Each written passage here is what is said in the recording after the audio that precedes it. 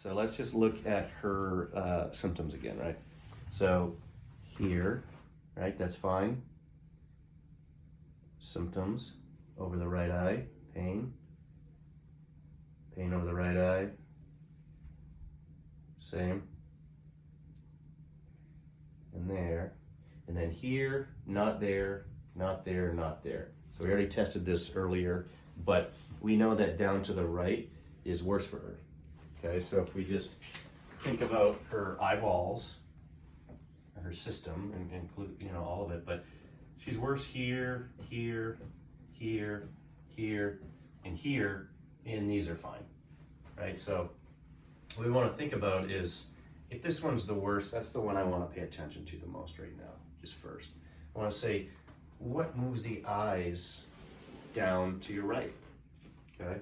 So we've got the, superior rectus over here, and we've got the superior oblique, we've got inferior rectus, inferior oblique, and then we get superior rectus, superior oblique, inferior rectus, inferior oblique, okay? So if we're down this way, if we're down to the right, what causes the eyes to do that? Left superior oblique muscle and right inferior rectus, okay? So let's just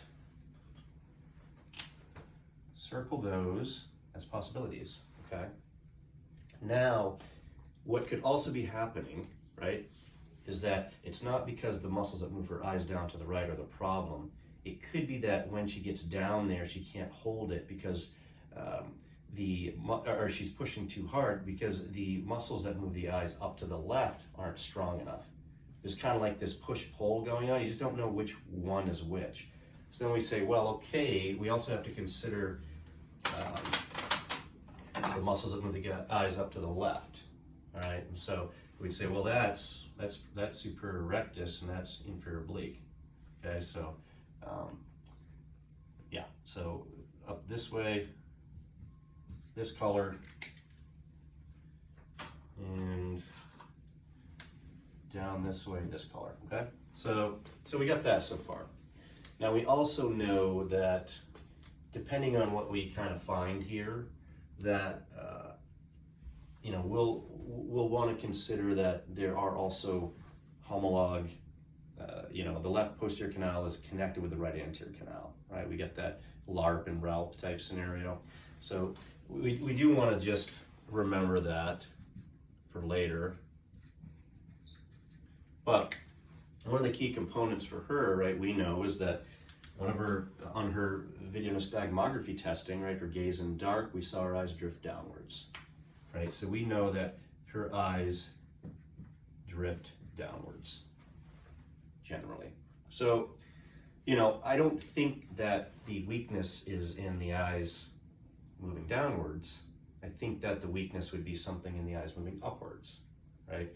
So I'm going to look at potentially the things that would maybe move her eyes up that direction.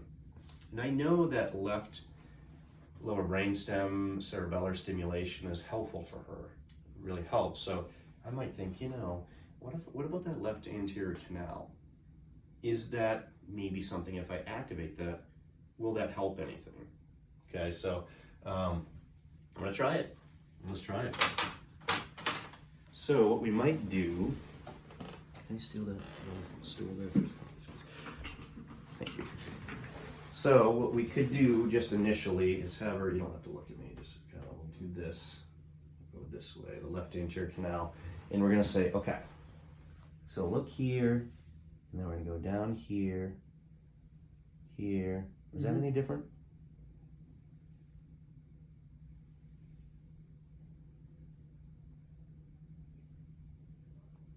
Is that any different? Yeah, it started right there. For the pain, I mean? Yeah. Level or severity? A little bit more. A little bit more? And then when you went up and over, it was like, yeah. It kind of did that thing? Okay. Yeah. So now let's try the left posterior canal. See if I'm right or wrong, right? It's not really right or wrong, more so just like, well, that's what it thought it would be, but if it's not, that's okay, right? So now we say, okay, let's do this. Come down here. Tell me if that's bothersome. Is it? Is it bothersome? Mm-mm. Mm-hmm. A little bit. Is that easier? Yeah, easier, but a little bit up there. A little bit up there, but it was easier than the first one. Oh, yeah. Okay, so kind of cool. So now we're saying, well, you know, that we like that left posterior canal now. So let's explore that. So what we're going to say is we're like, okay, so we're kind of narrowing it down to that left posterior canal. Now let's see if we can do more stuff with that and improve this even more. Okay, so this is our working theory here. All right, so now let's just do some general just stimulation to that posterior canal, right? So look at my nose, and I'm just gonna move your head kind of quickly, short movement.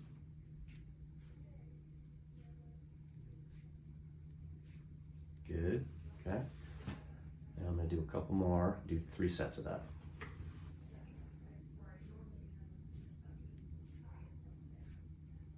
This will be good, we'll get you this video soon so you have it.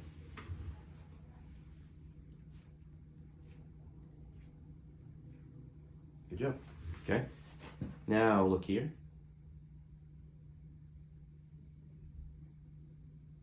How's that? Bothering or? Yeah, a little bit. A little bit? How's that? A little bit. A little bit.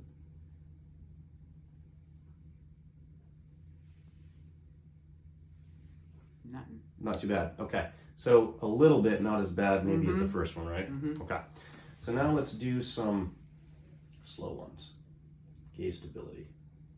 Get my nose. Yeah, you know it already. Good. Good.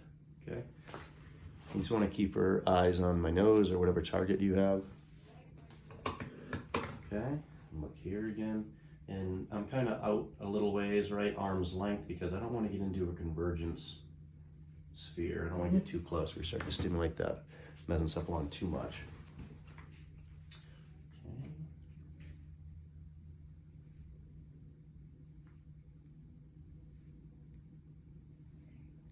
Good.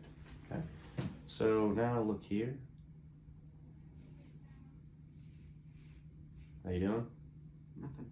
Nothing. A little bit. A little bit. A little bit. A little bit. Okay. So both helped a little bit differently, right? The first one you saw that she had nothing up here but a little bit here.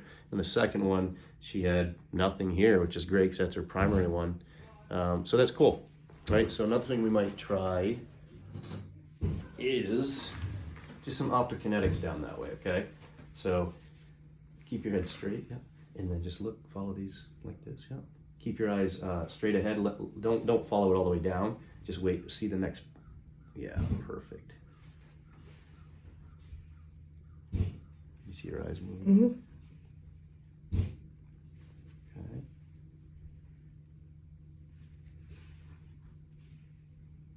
And this is mimicking like if the world, like if she tilted her head back to the left, the world is going down to the right, right? So it stimulates the central parts of her brain.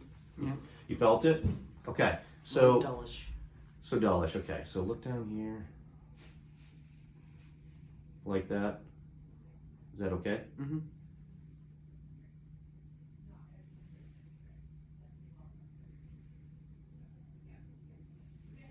A little bit. A little bit. Okay. So now, let's do this to lay on your back for me. So the optokinetics is probably too much stimulation, right? So we know that the first two were good, but they didn't push her to the point where like, you know, it was a little too much. It's like too much weight or something, right? So let's just see if we can get a little bit of stimulation of that cerebellum to see if that can help those vestibular nuclei that live in that pons, because that cerebellum is going to throw a bunch of stimulation into that middle part of the brain. So it's also going to throw it into that mesencephalon, which is responsible for that vertical movement in all these eye movements up there, superior oblique, inferior rectus, superior rectus. So we want to see if we can get a little bit of that in there. And I want her leg to be really relaxed because I want this complexity. I don't want it to be stiff and rigid. I want it to really move and flow.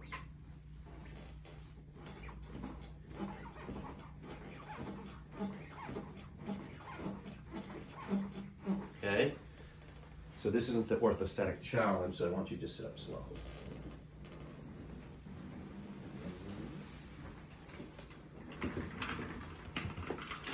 Okay, so now, yeah, right here.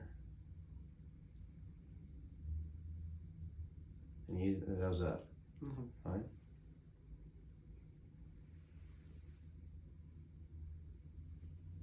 How those doing?